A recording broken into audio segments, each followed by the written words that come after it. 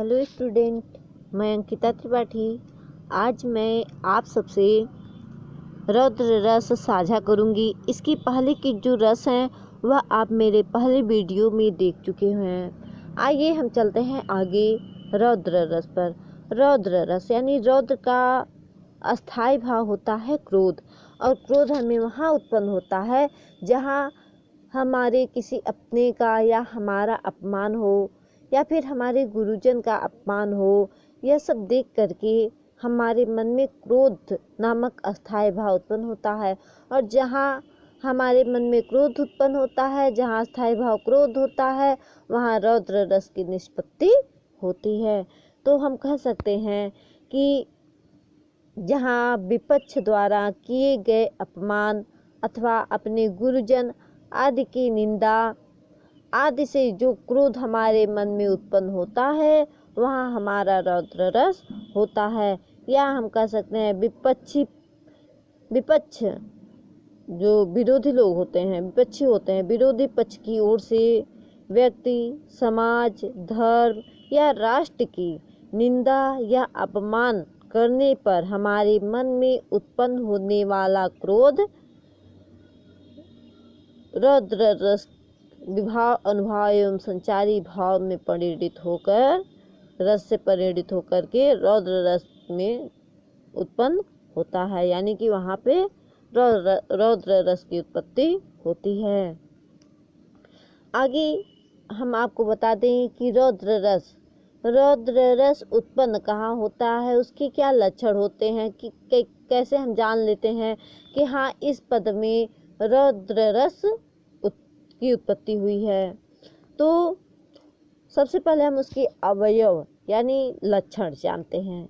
तो हमारा अस्थायी भाव होता है क्रोध। दूसरा आलंबन विभाव। आलंबन विभाव मेरे क्या होता है, जिसके कारण हमारे मन में क्रोध उत्पन्न होता है। वो कौन से कारण होते हैं आलंबन विभाव? विरोधी को देख करके या अनुचित बात कहने वाला व्यक्ति जो होता है उसके ऊपर हमें क्रोध, उसके द्वारा कारण हमें क्रोध उत्पन्न होता है। तो ये सभी हमारे आलंबन विभाव हो गए। आगे आता है उद्दीपन विभाव। तो उद्दीपन विभाव में हमारा क्या आता है? विरोधियों के कार्य एवं उनके वचन तथा उनके द्वारा जो बोली गई उक्तियां रहती हैं, ये सभी हमारे क्रोध को और क्या करती हैं? बढ़ाती हैं। तो यहाँ ये सभी कार्य जो होते हैं अगर पद में, तो वहाँ उद्दीपन विभाव होता है। आगे चलते हैं अनुभाव पर। अनुभव हमारे क्या होते हैं रौद्र रस में? तो हम हाथ पैर चलाने लगते हैं, शस्त्र चलाने लगते हैं, युद्ध में भौहें चढ़ाते हैं, दांत पीसते हैं हमारे गुस्सा में, हमारा मुख लाल हो जाता है, हम चिल्लाने लगते हैं, या फिर कंपन, प्रस्वेद यानी आदि, ये सभी हमारे रौद्र रस के अनुभव होते हैं। यानी ये सभी चीज़ें जो ये सभी शारीरिक क्रियाएं हैं वह प्रत्येक हमें दोहे में या पदों में देखने को मिल जाती हैं रौद्र रस के। आगे हम चलते हैं संचारी भाव। संचारी भाव क्या होता है? हमारा उग्रता। संचारी भाव हमारी होती है रौद्र रस की उग्रता, आमर्ष, आवेग, उद्वेग, आंसू या मद, स्मृति, यानी ये सभी चीजें जो हमारी हैं वह सभी हमारी संचारी भाव में चली जाती हैं। आगे आइए चलते हैं, हम आपको उदाहरण के माध्यम से समझाते हैं। यहाँ लिखा हुआ है, उस काल मारे क्रोध की तन कांपने उनका लगा, मानो हवा की जोर से सोता हुआ सागर जगा। उस काल मारे क्रोध की, उस काल यानी उस समय, जिस समय श्री कृष्ण गीता के वचन को सुनाते हैं, किसको? अर्जुन को सुनाते हैं।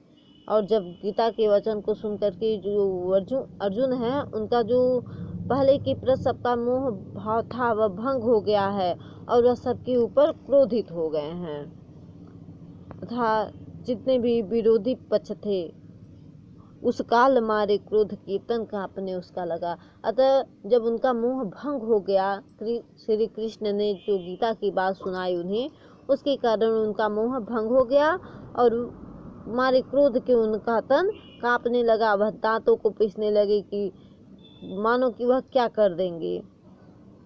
अभी सबको पा जाए तो सबको मार ही देंगे।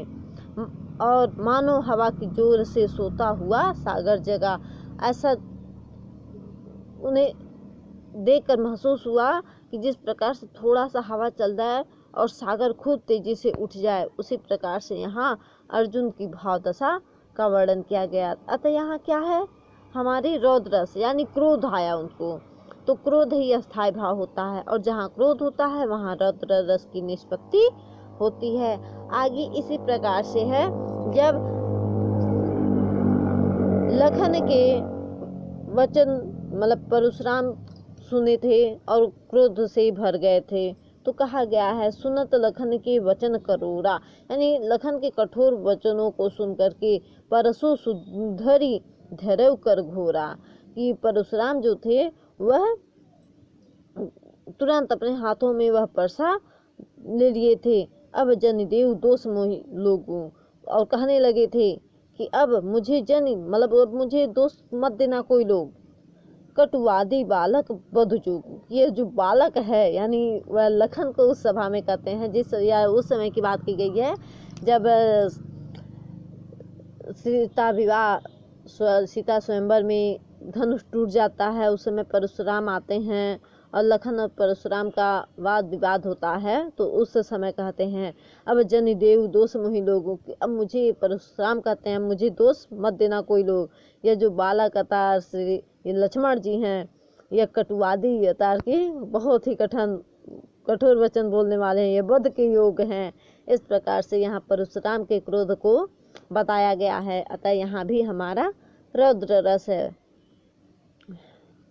उसी प्रकार से श्री कृष्ण के वचन सुन अर्जुन क्रोध से जलने लगे, सब सो के अपना भूल कर करतल युगल मलने लगे। यहाँ पे भी क्या है, रौद्र रस है। यहाँ पे भी मेरा क्रोध जगा है। क्या हुआ है, श्री कृष्ण के वचन सुन, अर्थात श्री कृष्ण के वचन को सुन करके अर्जुन क्रोध से जलने लगे।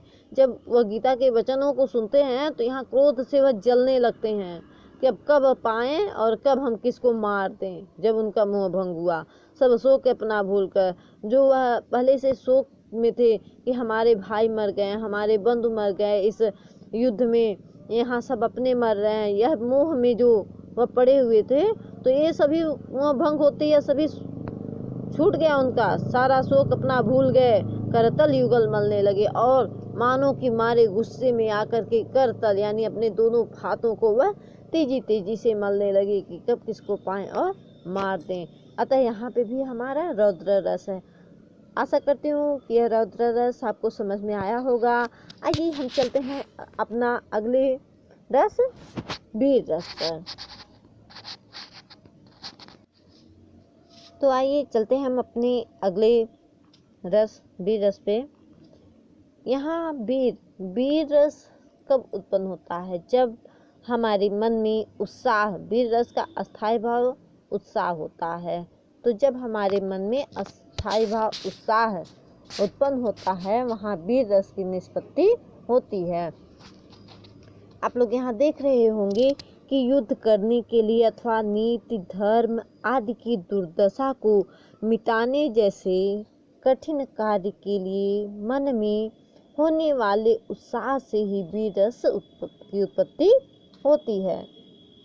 अगर हम कहें तो याद करने के लिए हम छोटी सी परिभाषा भी ले सकते हैं कि युद्ध अथवा किसी कठिन कार्य को करने के लिए हृदय में जो उत्साह जागृत होता है उसे हम वीर रस कहते हैं, उसी से ही वीर रस की निष्पत्ति होती है। अगर हम कहें तो आचार्य रामचंद्र शुक्ल ने भी वीर रस के बारे में कहा है कि यह लिखा भी है, कहा है कि जिन कर्मों में किसी प्रकार का कष्ट या हानि सहने का साहस अपेक्षित होता है, उन सब के प्रति उत्कंठापूर्वक आनंद उत्साह के अंतर्गत किया जाता है। वे सभी का जो है आनंद से उत्साह से किए जाते हैं, और जहाँ आनंद और उत्साह से किया जाता है कोई कार्य, वहाँ वीर रस की उत्पत्ति होती है। यह जो उत्साह दान धर्म दया युद्ध आदि किसी भी क्षेत्र में यह उत्साह देखने को हमें मिल सकता है। और जहाँ भी ये उत्साह होता है वहाँ वीर रस की उत्पत्ति होती है। तो आइए हम चलते हैं आगे। जिस प्रकार से हमारे सभी रसों में आपने लक्षणों को देखा, आइए हम चलते हैं वीर रस के अवयव यानी लक्षण क्या होते हैं। तो किसी भी दोहे में हमें, वीर रस के किसी भी दोहे में हमें किसका भाव होगा, दिखाई देगा? अस्थाई भाव, उत्साह ही दिखाई देगा। यहाँ आलंबन विभाव जो होते हैं वह कौन होते हैं, कौन बनते हैं? तो शत्रु। आलंबन अत्याचारी जो हो या जो कटु वचन मतलब इस प्रकार से बोले कि उसके प्रति हमारे मन में वीरता उत्पन्न हो, अतः यहाँ होगा अत्याचारी शत्रु। उद्दीपन विभाव अगर हम लें तो शत्रु का पराक्रम होगा, अहंकार होगा, रणवाद होगा, यश की हमारे मन में चाह रहेगी, जिससे हमारा वीरता और बढ़ेगा कि हम कब उनको परास्त कर दें। इस प्रकार की भावनाएं यहाँ बनी रहती हैं, हमारे जो भाव को और भी उद्दीपित करती हैं। आगे आइए हम चलते हैं अनुभाव पर। तो अनुभाव यहाँ क्या है? रोमांच, गर्वपूर्ण। हम वहाँ गर्वपूर्ण उक्तियाँ बोलते हैं, गर्जना करते हैं, बढ़ी चढ़ी बोलने लगते हैं, प्रहार करते हैं, ये सभी हमारे शारीरिक क्रियाएं हुई। अतः यह सभी हमारे अनुभाव हैं कि हम धर्मानुकूल आचरण करते हैं, वहाँ हमारी शरीर कांपने सी लगती है अधिक चिल्लाने के कारण, यानी ये सभी हमारे अनुभाव हैं। आगे आता है संचारी भाव। तो हमारा संचारी भाव क्या आएगा? हर्ष, उग्रता, आवेग, गर्व, हमें गर्व होगा, वहाँ धृति, मति, स्मृति, असूया आदि, हम वहाँ उत्सुकता जो दिखाएंगे, यह सभी हमारे भाव संचारी भाव में जाते हैं। तो आइए हम चलते हैं उदाहरण के माध्यम से जानते हैं कि वीर रस हमारा कहाँ होता है। तो हम वीर रस में तो साधारण से अगर परिभाषा लें तो कह सकते हैं कि वीर तुम बढ़े चलो, धीर तुम बढ़े चलो, सामने पहाड़ हो, सिंह की दहाड़ हो, तुम कभी रुको नहीं, तुम कभी झुको नहीं। अतः यहाँ भी क्या कहा गया है? उत्साह की ही बात की गई है, और जहाँ उत्साह होता है, अस्थाई भाव उत्साह होता है, वहाँ वीर रस की निष्पत्ति होती है। इसी प्रकार से हम कह सकते हैं कि महाकवि भूषण जो वीर रस के ही सर्वश्रेष्ठ कवि माने जाते हैं, उन्होंने भी यहाँ शिवाजी के शौर्य का गुणगान करते हुए कहते हैं कि साज चतुरंग सैन अंग में उमंग धार, सरजा शिवाजी जंग जीतन चलत हैं। कि साजी चतुरंग सैन के अपनी 4 प्रकार की सेनाओं को साज करके, अंग में उमंग को धारण करके, सरजा सरदार की उपाधि को धारण करके शिवाजी आज जंग जीतने के लिए चल रहे हैं। तो जंग जीतने के लिए यहाँ किस प्रकार से चल रहे हैं? उत्साहित होके जा रहे हैं। तो जहाँ उत्साह होता है वहाँ मेरा वीर रस होता है। अगर हम आगे कहें तो भूषण जी ने केसरी बुंदेल राजा छत्रसाल के प्रति भी ऐसा ही वीरता का भाव उत्पन्न, जो उनके प्रति वीरता, उनके मन में जो वीरता थी उसको भी उन्होंने अपने पदों में लिखा है। कहा है, निकसत म्यानति मयूखी प्रलय भानु कैसी, फारे तमतों में से गए अंदन के जाल को। यहाँ पे भी वह उनकी वीरता पूर्वक उनकी तलवार की वीरता को यहाँ बताए हैं कि निकसत म्यान से, यानी जब उनकी तलवार जो है म्यान से निकलती है तो वह कैसे प्रलय भानु, यानी कि प्रलय भानु जैसी, जिस प्रकार से सूरज मानो प्रलयकारी किरणों को लेकर के आता है कि सब कुछ जल जाएगा, उसी प्रकार से इनकी तलवार भी, छत्रसाल की तलवार भी जो जैसे म्यान से निकलते उसकी किरणों को देखकर ऐसा ही प्रतीत होता है कि वह गयंदन, यानी सैकड़ों हाथियों को, जो युद्ध में सैकड़ों हाथियां फैली हुई हैं, उनसे जो अंधकार फैला हुआ है वह मानो तमतोम गयंदन के जाल को एक ही पल में फाड़े, मतलब फाड़ देगी, इस प्रकार से प्रतीत होता है। तो यहाँ पे भी वीर उत्सुकता का ही वर्णन किया गया है। यहाँ पे भी उत्साह है, अतः यहाँ पे भी हमारा वीरस है। आशा करती हूँ कि आपको ये वीडियो समझ में आए होंगे। तो अगर आपको ये वीडियो समझ में आए, रस समझ में आया हो तो हमारे वीडियो को लाइक और शेयर ज़रूर करें। साथ में अगर आपने मेरे चैनल को सब्सक्राइब नहीं किया है तो इसे सब्सक्राइब भी करें। जी धन्यवाद।